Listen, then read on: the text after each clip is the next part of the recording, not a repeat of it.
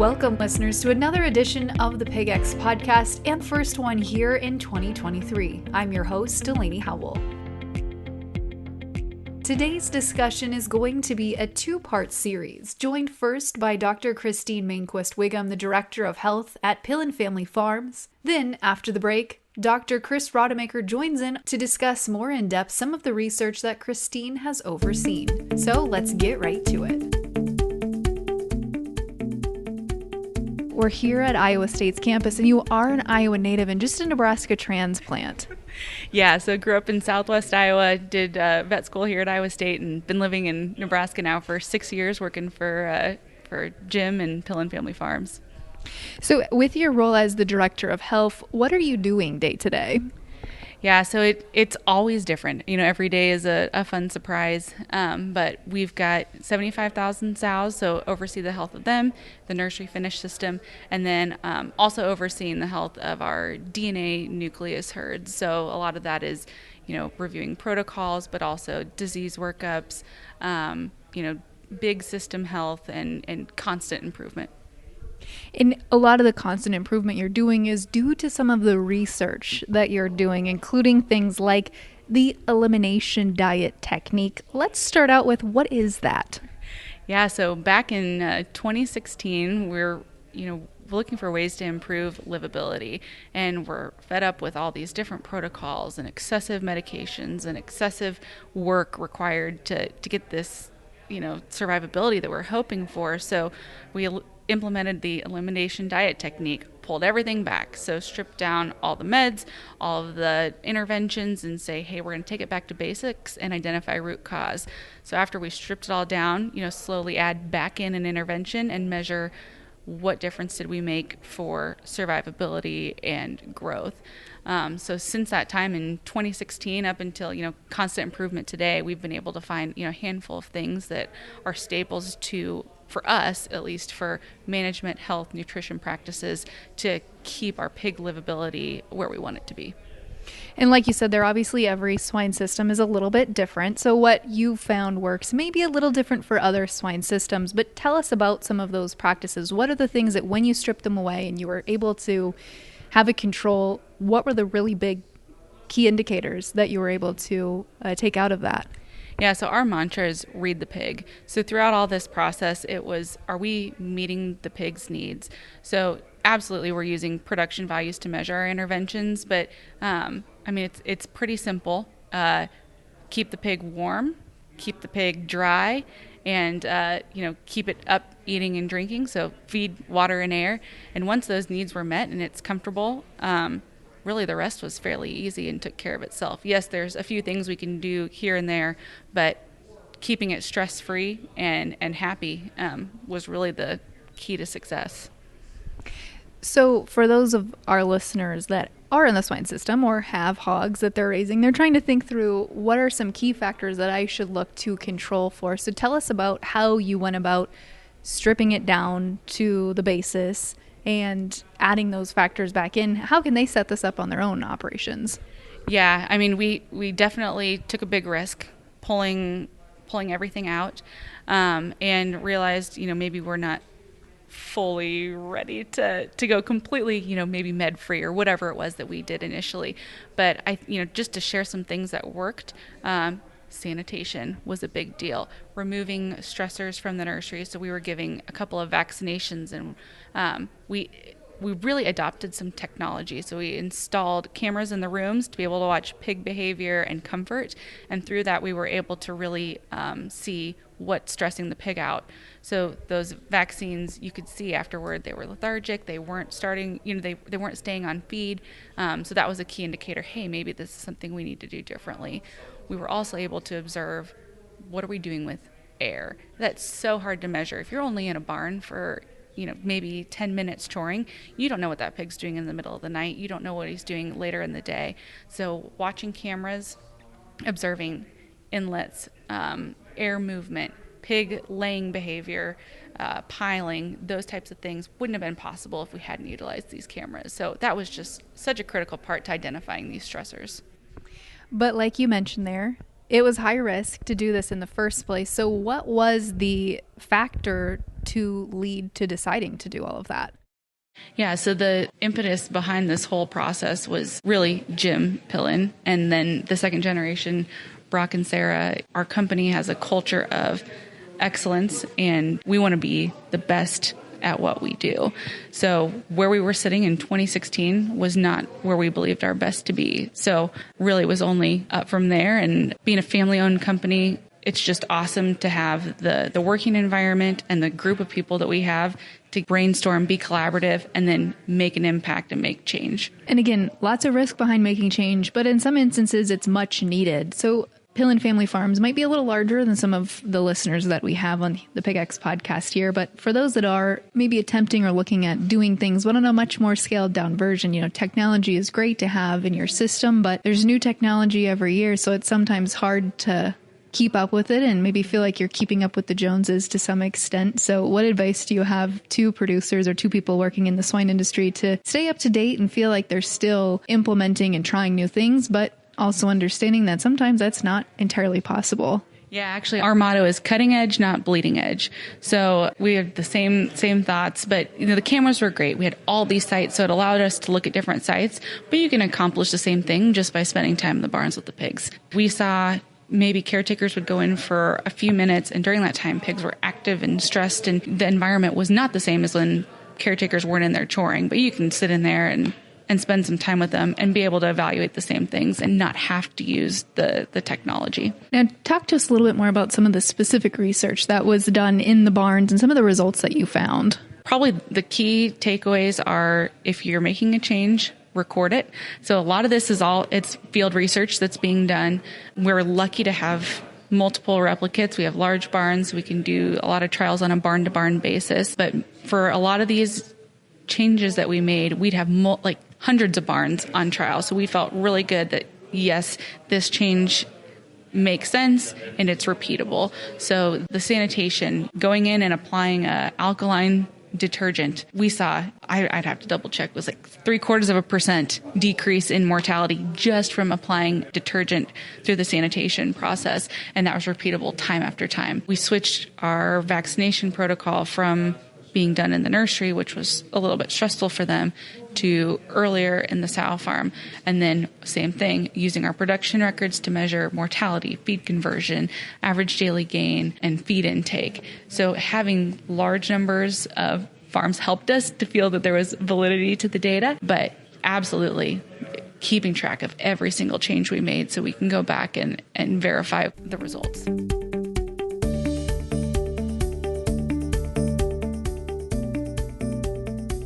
So Chris and Christine, I'm excited because we've gotten some of the basics from your recent presentation, Christine. Now we're going to have a little bit of a discussion here. Chris obviously is a clinical professor and swine extension veterinarian at Iowa State University and is a longtime guest of the podcast. But I'm excited to have a discussion and get, Chris, as you say, back to the basics with some data.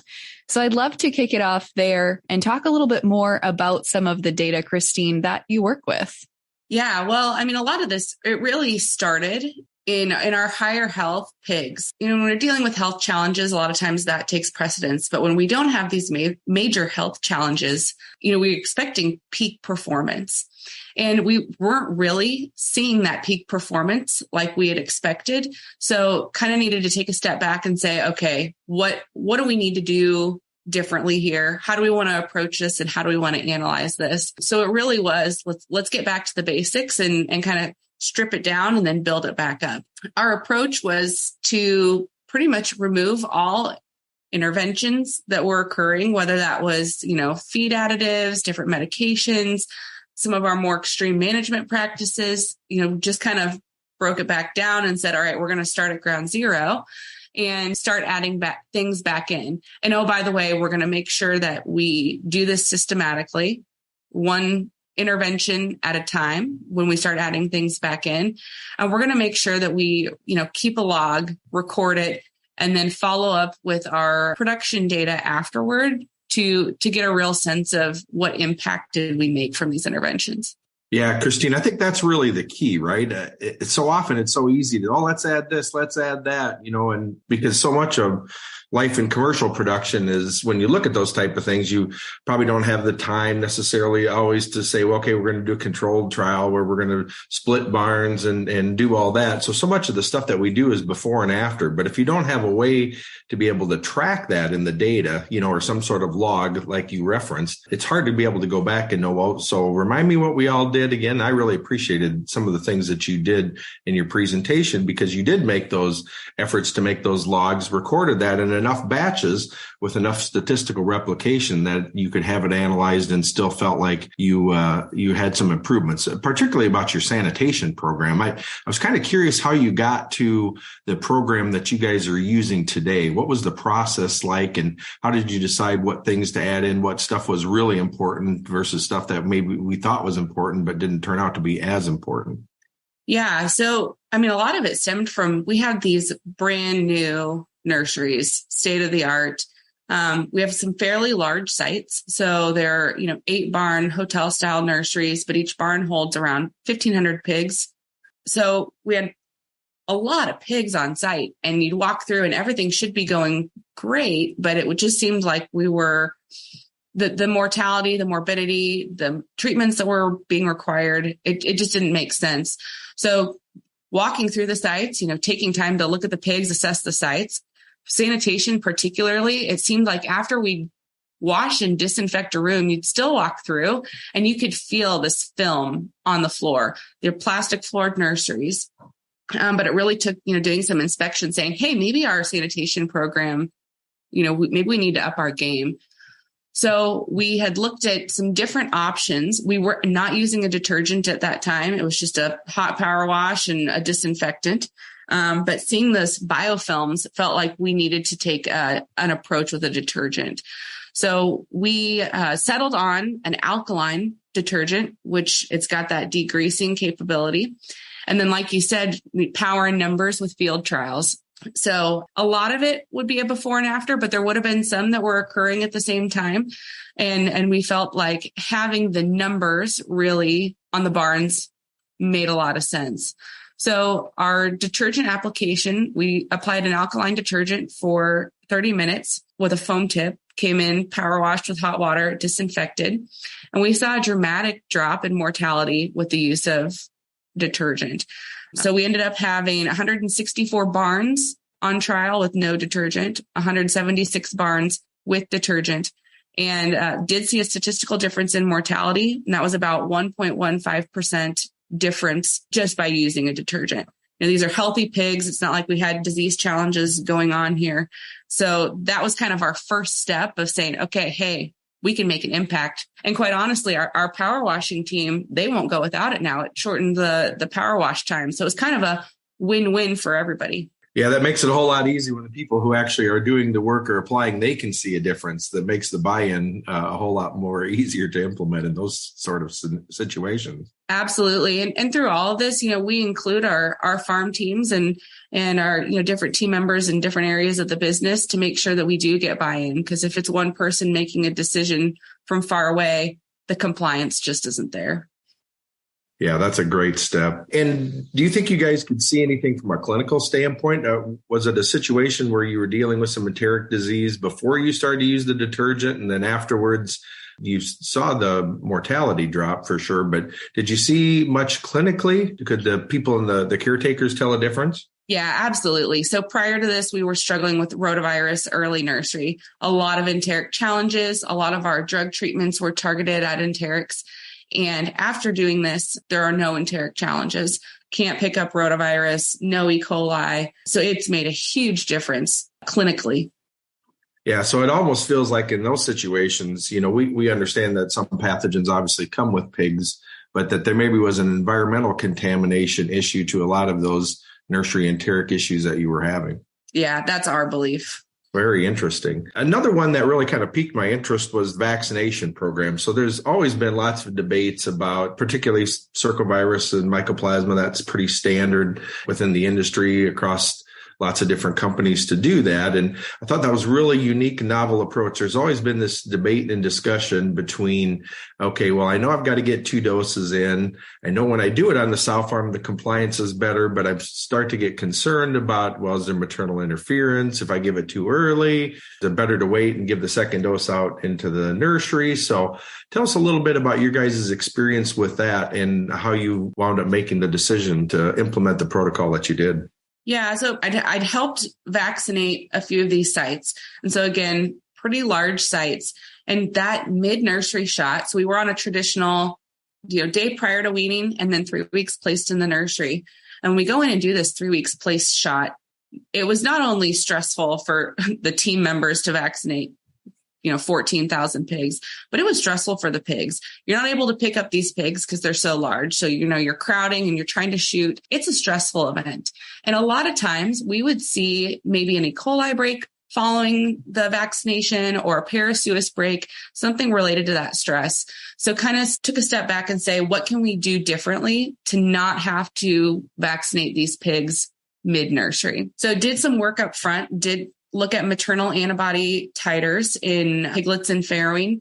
So we did feel comfortable that there wasn't going to be a lot of maternal antibody interference for circovirus. We're giving an ileitis vaccine at the same time. So we also checked ileitis titers and mycoplasma titers and felt comfortable. I mean, they weren't for circovirus, they weren't negative, but they were low enough that we were like, okay, we're going to try pushing this early. So that's what led us to the 3-day and 3-week program. Also taking people and labor into account. Our sow farms are extremely disciplined. We have the people there to do it. We're also already picking these pigs up. So at 3 days of age, they're getting processed. They're already being picked up.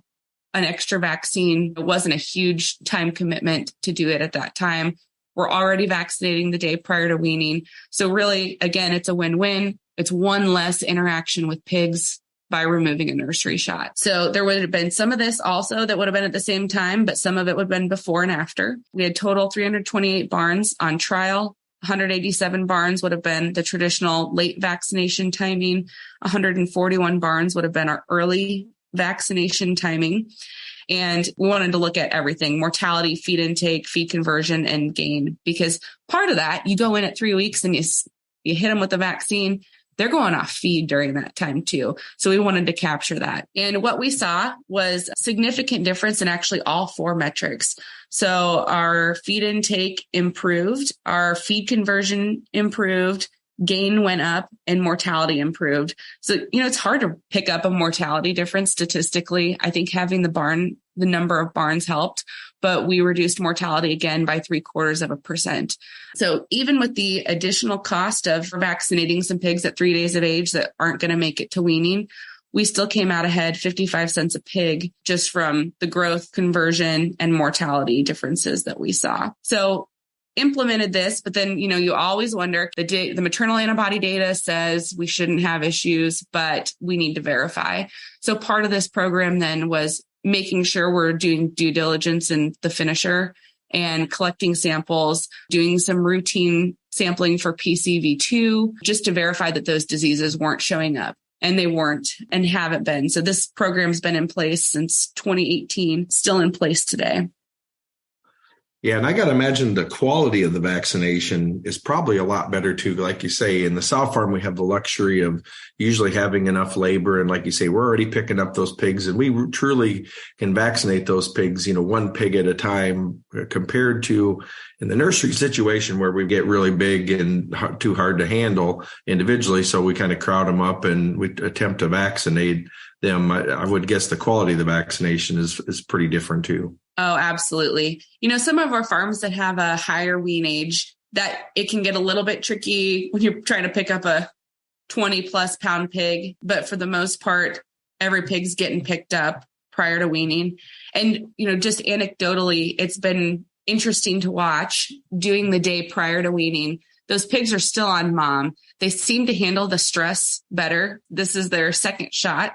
So the reaction seems a little bit more, we just see more of a reaction than we do on the first shot. But yeah, they're on mom, so they're not stressed out. And then they're pretty much recovered back to normal by the time they wean. So we haven't seen any differences on how the pigs start either by putting that second shot prior to weaning. Christine, I don't remember if you guys have much PRRS in your system, but I got to imagine for systems that do, even stable ones, many times those PRRS are seroconverting in that mid-nursery time period. And I got to imagine staying away from having to do that stressful event and mass vaccination and getting vaccination reactions during that mid-nursery time. There's got to be a benefit there as well. Yeah, absolutely. This study would have been done primarily on PRRS naive pigs, but we do see some PRRS, and it's been the same thing, exactly like you're saying, that 3 weeks placed, they're not going to respond well to a vaccine at that point anyway when they're seroconverting. So it really has made a big difference on our PRRS positive flows as well. Yeah, another one that I thought was really kind of interesting was you guys' approach to ventilation systems and your programs, and maybe just talk us through some of the improvements. What did you use to make those improvements and some of the things that you've learned and implemented over the past few years?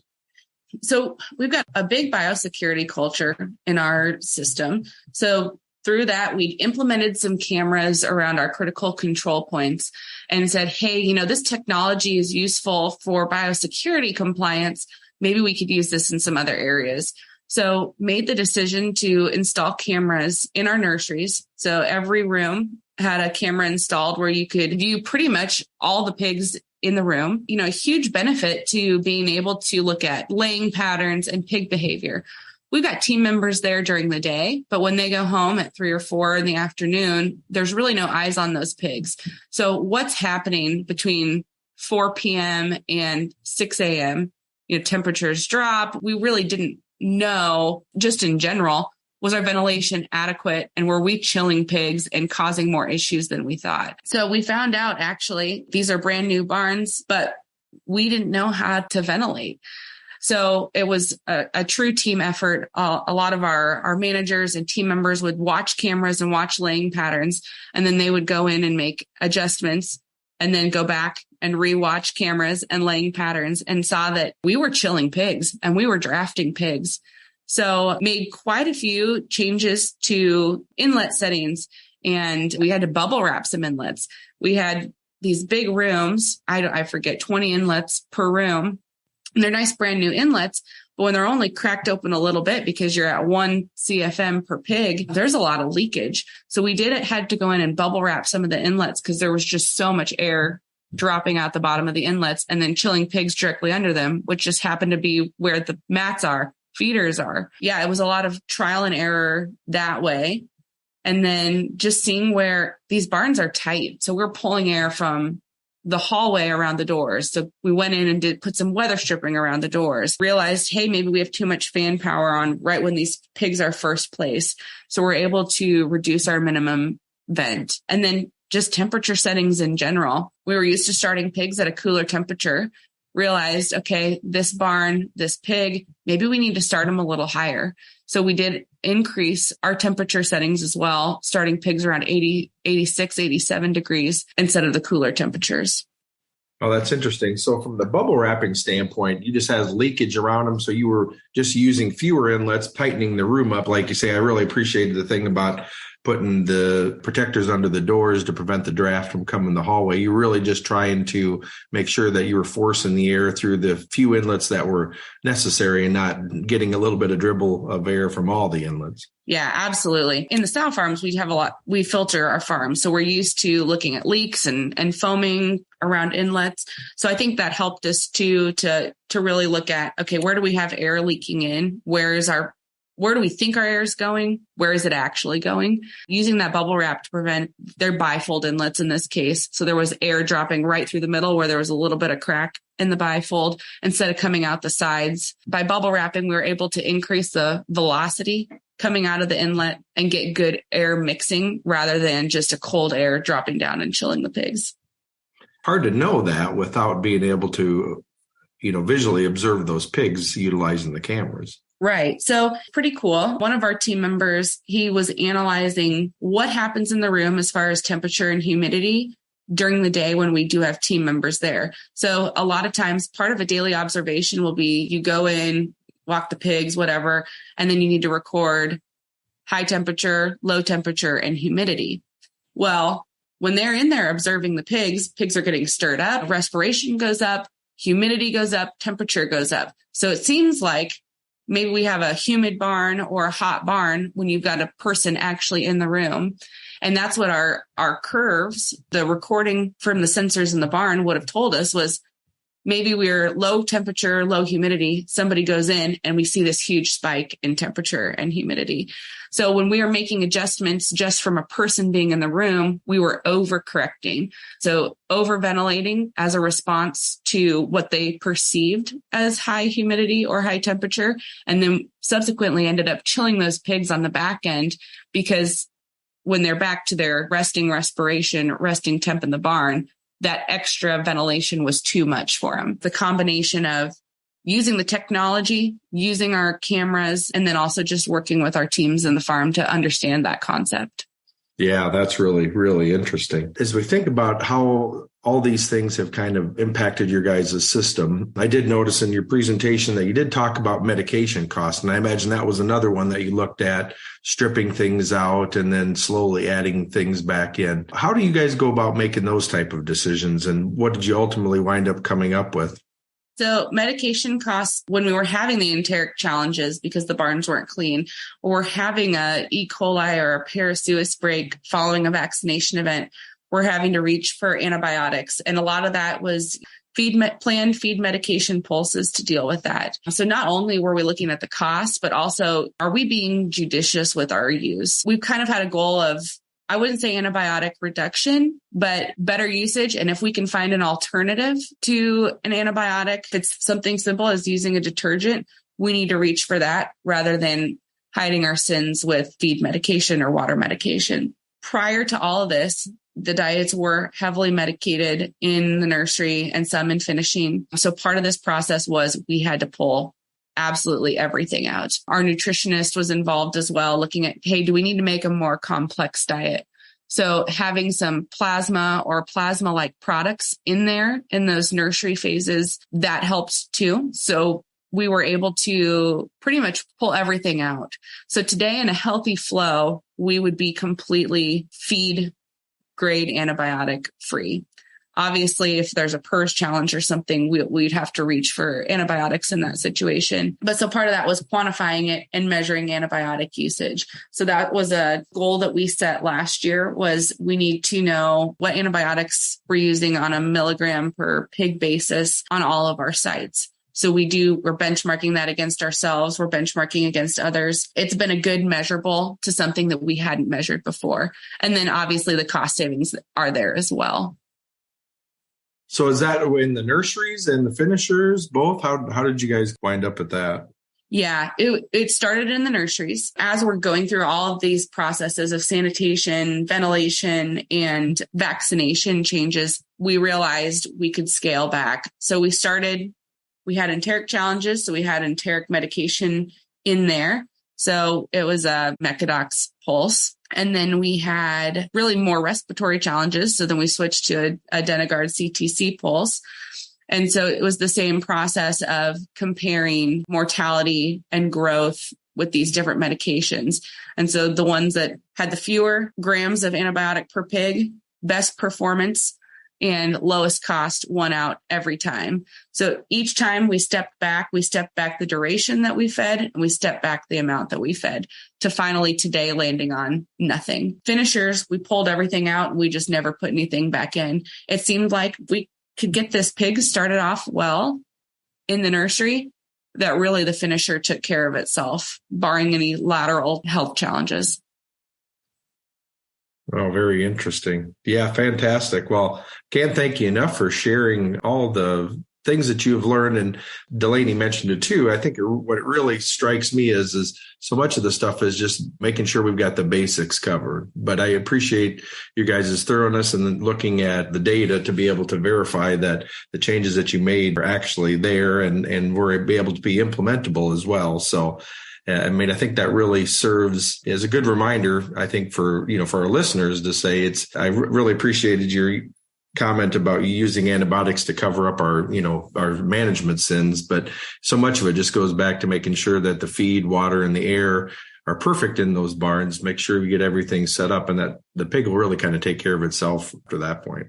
Yeah, absolutely. That's kind of our motto: feed, water, air. back to basics. And, the last thing we like to share as a company is read the pig.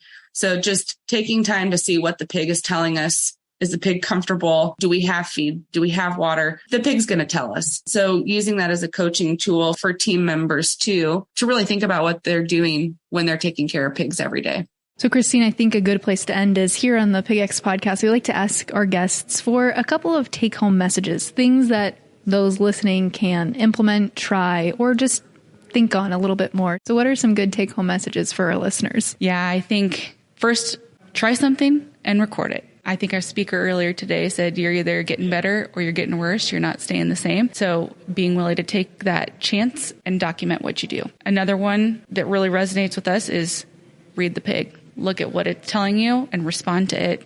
And then lastly, for us, less was more. We did the little things right every day and saw a big impact. We didn't have to spend tons of money on all these different interventions and souped up diets. It really was getting back to basics, just meeting the pig's needs. Well, listeners, as always, we appreciate you tuning in for the Pig X podcast, but hit subscribe. Starting next month, we've got a special 4-part series focused on swine heat stress. So let's take a look at what's to come. Everything was in the context of heat stress. And it was just a matter of what were the experiments going to look like and what were the outcomes going to be. So we knew that heat stress was going to be the focus from the beginning. When we think about specifically heat stress and the boar, when any animal experiences heat, they end up panting. So they do things to modify their behaviors typically first to adjust to the increase in environmental temperature. And their body temperature continues to go up, they start to actually divert blood flow to their extremities to try to dissipate that heat that's kind of building up in their core body. Well, that does it for this episode. I'm your host, Delaney Howell, and this has been the Pig X Podcast. Pig X is a national podcast hosted by the Pig Livability Project partners at Iowa State University, Kansas State University, and Purdue, and supported by the Iowa Pork Industry Center. For more information on the project, head to www.piglivability.org, or to inquire directly with questions regarding the project, email ipic@iastate.edu. Pig X. Ideas in the swine industry worth sharing.